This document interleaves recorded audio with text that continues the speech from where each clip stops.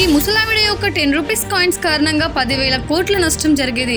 చైనాకి చెందిన ఈ 60 ఏళ్ల ముసలావిడ వల్ల ఎయిర్పోర్ట్ మొత్తం కూడా ఆగమైపోయింది. విషయం ఏంటి అని అంటే ఆమె మొదటిసారిగా ఫ్లైట్ ఎక్కింది. అంతా ఓకే, ఫ్లైట్ ఎగరబోతుంది.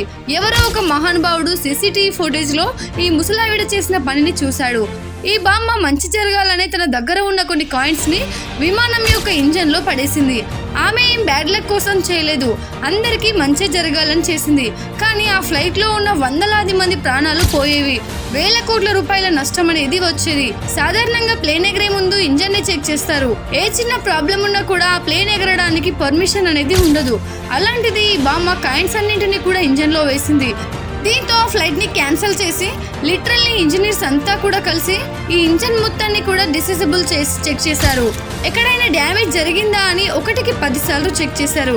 ఎయిర్పోర్ట్ మొత్తాన్ని కూడా ముప్పు తిప్పలు పెట్టించిన ఈ క్రేజీ బామ్మ గురించి మీరేమనుకుంటున్నారు అనేది కామెంట్ చేసి, ఇలాంటి వీడియోస్ కోసం మన వీడియోస్ ని లైక్ చేసి షేర్ చేయండి.